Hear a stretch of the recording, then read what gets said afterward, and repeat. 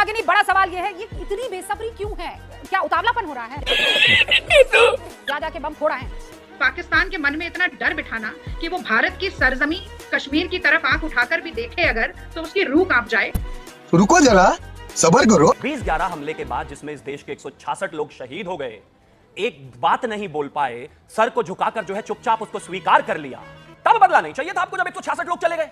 क्या बात है सर, क्या बात है सर। राहुल गांधी जी के अथक प्रयासों के बाद 4000 किलोमीटर वो जो जनगणना की बात करते हुए संविधान की किताब हाथ में लेकर चले, तो निरंकुश सरकार की नाक में नकेल तब भी डाली थी। तो कह रहा था कि बटोगे तो कटोगे, एक है तो सेफ है। जिसने की जातिगत जनगणना की बात, उसे मारूंगा लात। अभी बता दे भाई, अभी बता दे। वो तिफल क्या गिरे जो घुटनों के बल चले, जरा सा चल के तो देखो, संभल के तो देखो। न चल सकते न संभल सकते, घुटनों के बल चलने वाले लोग आज भाषण दे रहे हैं। खैर, पहली बात, ना ही तो यहाँ रागिनी चल रही है और ना ही यहाँ कोई नायक का एक दिन का प्रधानमंत्री है। जयराम रमेश कहते हैं हेडलाइन मैनेजमेंट बंद करिए। अरे हेडलाइन मैनेजमेंट इस देश में जातिगत जनगणना को लेकर पिछले 70 साल से हो रहा था भाई। कह रहे हैं आप प्रेशर में आकर ये काम कर रहे हैं। प्रेशर पैदा करने की ताकत हम में है और ये वो सरकार है जो कभी किसी के सामने नहीं झुकी। अभी मजा आएगा ना भिड़ो। हेलो नमस्कार, आप सभी का मेरे चैनल आर्यन डिबेट में एक बार फिर से बहुत बहुत स्वागत है। एंड हाँ दोस्तों, आज की डिबेट होने वाली है बीजेपी प्रवक्ता शिवम त्यागी वर्सेस कांग्रेस प्रवक्ता रागिनी नायक के बीच। दोस्तों, भारत सरकार ने जाति जनगणना का ऐलान कर दिया है। इसी मुद्दे को लेकर डिबेट होने वाली है। डिबेट बहुत ही धमाकेदार होने वाली है, तो दोस्तों डिबेट को लास्ट तक जरूर देखिएगा। एंड हाँ दोस्तों, अगर आप चैनल पर पहली बार आए हैं और अभी तक आपने चैनल को सब्सक्राइब नहीं किया है, तो दोस्तों चैनल को सब्सक्राइब जरूर से कर दीजिएगा ताकि आने वाली सभी डिबेट वीडियोज आप तक जा सकें। तो चलिए दोस्तों, बिना देरी किए आज की मेन डिबेट को स्टार्ट करते हैं। पिक्चर चालू करो बे। चलो भाई। जब आपको दुश्मन के मांद में घुसकर उसके सबसे चहेते को मार गिराना है, चहेता कौन? आतंकी।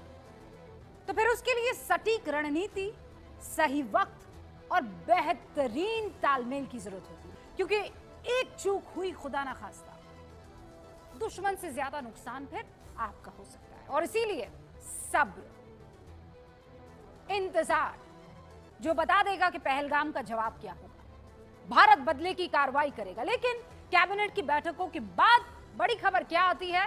भारत सरकार जातिगत जनगणना करवाएगी। जातिगत जनगणना को शुरू से उठा रही है, मांग कर रही है। बात तो सही है। लेकिन जो जयराम रमेश कहते हैं, उससे एक सवाल खड़ा होता है, तो क्या जातिगत जनगणना फैसला ठीक नहीं है? यह छोटा फैसला है। विपक्ष के तौर पर सरकार की तारीफ तो कर नहीं सकते, ये बात भी समझ में आती है कि वाह मोदी जी वाह क्या काम कर दिया, ये भी नहीं करेंगे, समझ में आता है। लेकिन जो सेंसिटिव मामला है उस पर हेडलाइन मैनेजमेंट है और कुछ नहीं। पहलगाम हमले के बाद हम भी इंतजार कर रहे हैं कि पाकिस्तान को मुंह तोड़ जवाब कब दिया जाएगा। लेकिन मत भूलिए, इंदिरा गांधी और बांग्लादेश की आजादी का जिक्र आज जरूरी है। और उस पूरे के पूरे मसले में सब्र सबसे महत्वपूर्ण था। सब्र, पेशेंस। आज देश को एक बार फिर से वो वाकया याद दिलाना चाहती हूं। यूनिवर्सिटी ऑफ टेक्सास के प्रोफेसर है जॉल्टन बरेनी। उसमें उन्होंने लिखा है कि इंदिरा गांधी बतौर प्रधानमंत्री फरवरी 1971 में पाकिस्तान के खिलाफ जंग में उतरना चाहती थी। लेकिन आर्मी चीफ तब जनरल सैम मानेकशॉ, उन्होंने साफ कह दिया सेना को तैयारी के लिए वक्त चाहिए मैडम। प्रधानमंत्री इंदिरा गांधी को उन्होंने सलाह दी कि जंग में मॉनसून यानी अक्टूबर के बाद उतरना बेहतर होगा, अभी नहीं। सरकार ने आर्मी चीफ की बात मानी, इंदिरा गांधी ने आर्मी चीफ की बात मानी, और इसका फायदा यह हुआ कि दिसंबर 1971 में जब भारतीय फौज जंग में उतरी तो महज 3 हफ्ते में ढाका सहित पूरे बांग्लादेश को पाकिस्तान से अलग कर दिया गया। तो भाई, जब सरकार सेना को फ्री हैंड देती है, उतावलापन नहीं दिखाना होता है, जाओ जाओ जाओ, कब करोगे, कैसे करोगे, बताओ बताओ बताओ ना। फ्री हैंड देती है, यू डिसाइड, आप डिसाइड कीजिए, जैसा पीएम मोदी ने किया, जैसा इंदिरा गांधी ने 1971 में किया। तो वही होता है। पाकिस्तान के 2 टुकड़े, 3 हफ्ते में पाकिस्तान जैसे आतंक परस्त मुल्क के 2 टुकड़े, पाकिस्तान कुछ नहीं कर पाया, कुछ भी नहीं। कि भाई मजा आया, क्योंकि हमारी सेना से बेहतर कोई नहीं जानता कि पाकिस्तान को कब, कहां, कैसे बर्बाद करना। उसकी दुखती रग हम जानते हैं। लेकिन रागिनी, बड़ा सवाल यह है, ये इतनी बेसब्री क्यों है? मतलब क्यों? पेशेंस रखिए भाई। ये बताइए, क्या उतावलापन हो रहा है? क्या करें, मतलब जा जाके बम फोड़ा है? रुक जाइए ना।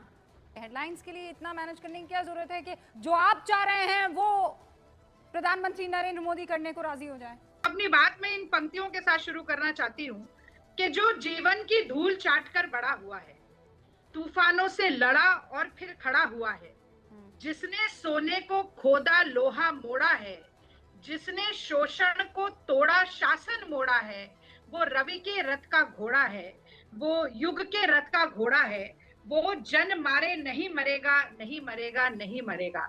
तो पंक्ति में खड़े हुए अंतिम जन को अग्रिम बनाने की जो लड़ाई थी, मुझे लगता है राहुल गांधी जी के अथक प्रयासों के बाद 4000 किलोमीटर वो जो जनगणना की बात करते हुए संविधान की किताब हाथ में लेकर चले और कहीं ना कहीं किसानों की भूमि को अधिग्रहित करने का जो एक ऑर्डिनेंस लेकर आई थी मोदी सरकार, तो निरंकुश सरकार की नाक में नकेल तब भी डाली थी और अब भी घुटने टिकवा दिए। और सांत्वना देती हूँ मैं हर उस भाजपाई और संघी को जो कह रहा था कि बटोगे तो कटोगे, एक है तो सेफ हैं, जिसने की जातिगत जनगणना की बात उसे मारूंगा लात, धर्म पूछी जाति नहीं। मुझे लगता है वो सब लोग आज कहीं मुंह दिखाने लायक नहीं बचे।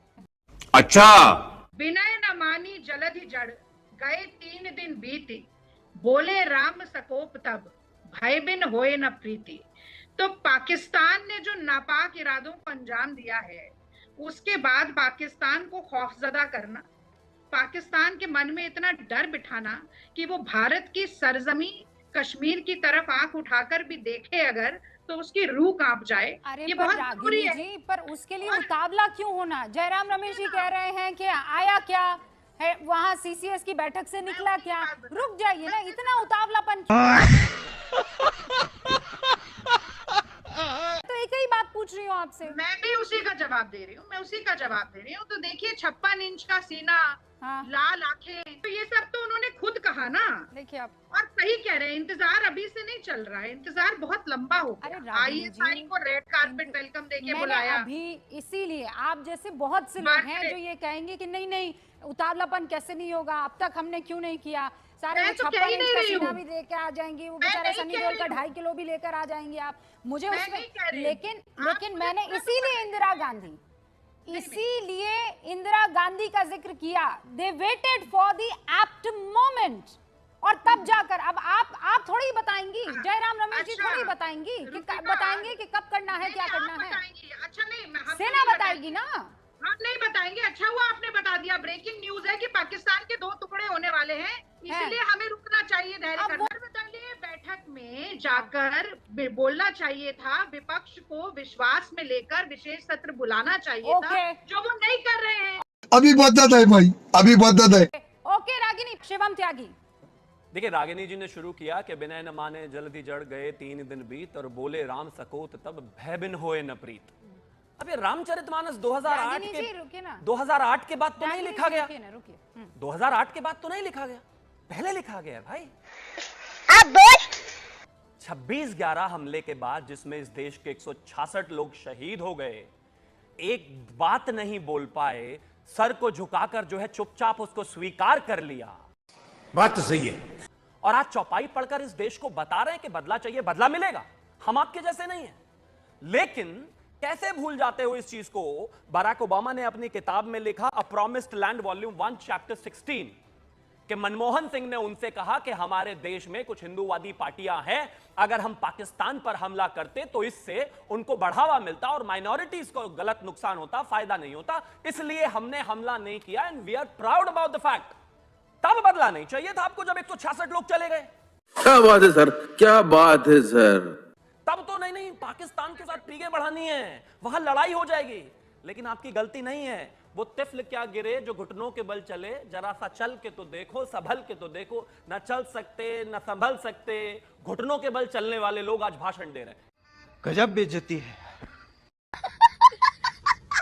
खैर, सैम मानेकशॉ का आपने जिक्र किया तो मैं भी थोड़ा सा कर देता हूं। सैम मानेकशॉ ने के बारे में एक किताब है, फील्ड मार्शल सैम मानेकशॉ, और उसमें सैम मानेकशॉ ने तब के प्रधानमंत्री इंदिरा जी से कहा कि madam prime minister, you may not mind being in the same situation as your father was in 1962, अर्थात आप अपने पिता की तरह उसी सिचुएशन में नहीं जाना चाहेंगे जैसा 1962 में हुआ था।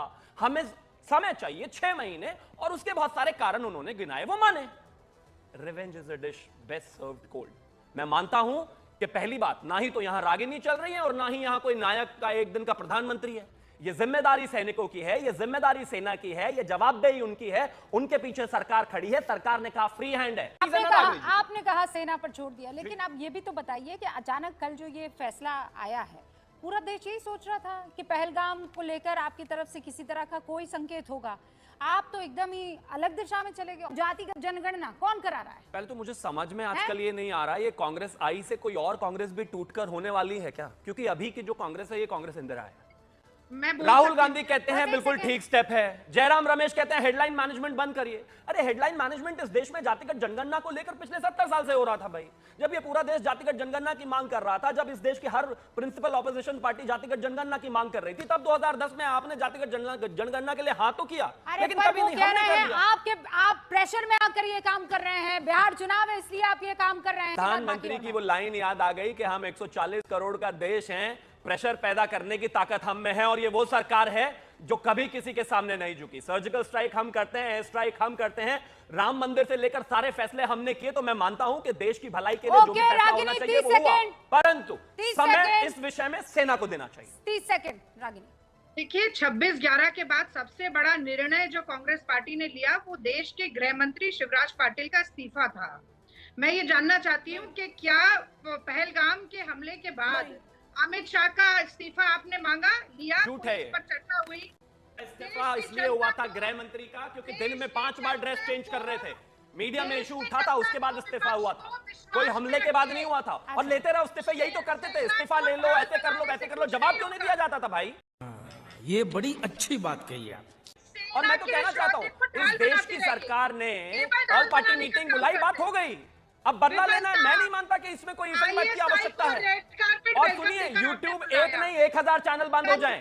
देश की इंटेग्रिटी सबसे महत्वपूर्ण है। यहाँ पर बैठकर YouTube पर ड्रामा नहीं चाहिए, इस देश को एकता चाहिए। और एक और चीज मैं कहना चाहता हूँ, यूनाइटेड नेशंस को और बाकी कंट्रीज को हमें क्या आगे बताना है, कितना बताना है और किस तरीके से ब्रीफ करना है, वो सरकार का काम है।